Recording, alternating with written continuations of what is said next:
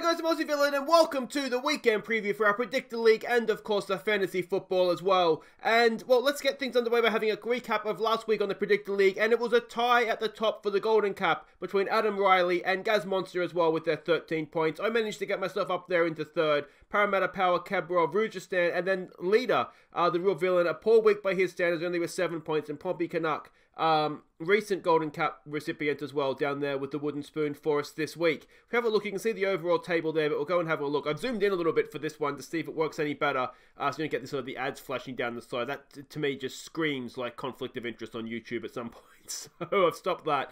But hopefully, yeah, we'll be able to see just as clearly here. It's very in my face right now. I don't know if how it feels for you guys.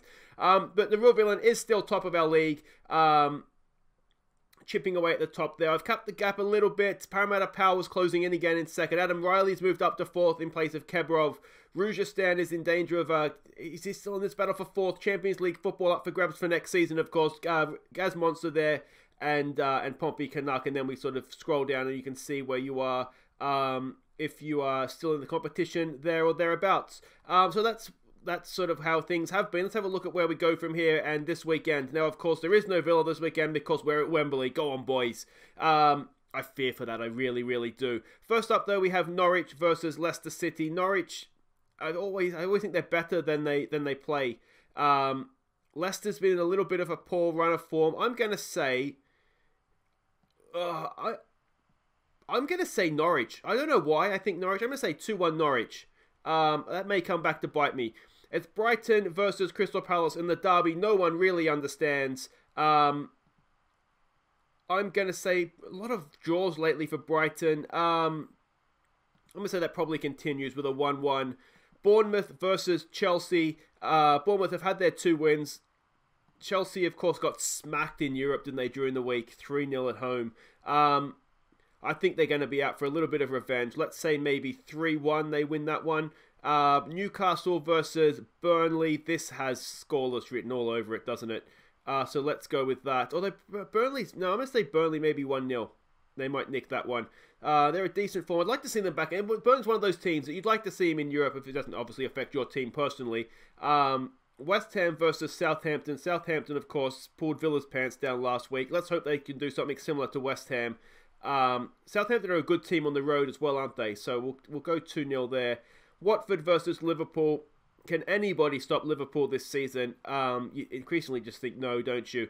I'm almost at the point now where I want them to go invincible, just because. And there's not like in the Arsenal invincible where, yes, they were invincible, but they drew a lot of games. Like Liverpool have almost won the entire season. I think I just want them to go and do it now. Everton versus Man United.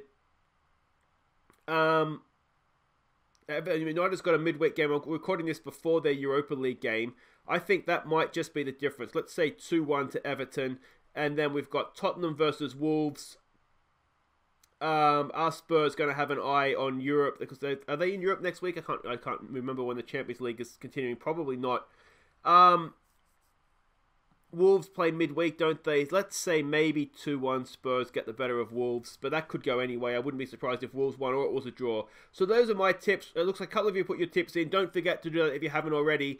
We'll have a quick update of the Patreon Fantasy Football League here. Let's go and have a look at the standings first of all. It looks so much smaller now, doesn't it? I had a decent week last week. I actually ended up topping it. Now, this is for Patreons. Any level of Patreon support it qualifies you for this. There is going to be a fantasy baseball coming up. I'll give more details of that in a couple of days when I do the monthly update, the channel news video. So make sure if you're interested, watch that, and I'll give you some more information on that one. But yeah, an average squad is coming home with a wet sail. Math Bandits had a decent week, as did Vault GFC. I've got a little bit of a gap, 10-point gap now over Cobra Chickens for second. It's what, a 40-point gap still to the top of the table there. It's not looking like it's going to go my way. I think Vault GFC and Daniel Stefanovic has probably got a fingernail on that prize for the winner. My team for this week, I have made a transfer. I've taken out Lundstrom from Sheffield United. He's been basically replaced in the team by Sander Berg. So I've taken him out. I've brought in Connor Cody to play in defence for me.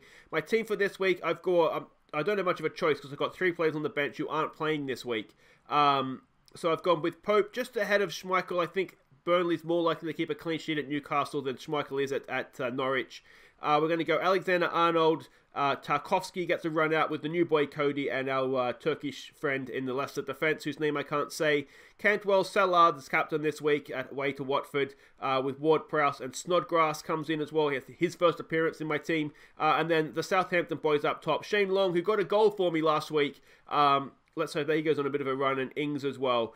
So I'd like to see some Southampton goals, given I have 3 of their players in my fantasy team. But that's it for this week, guys. Don't forget to put your tips in, as I said. Have a good weekend, and let go Villa at Wembley. Come on, boys. Take care.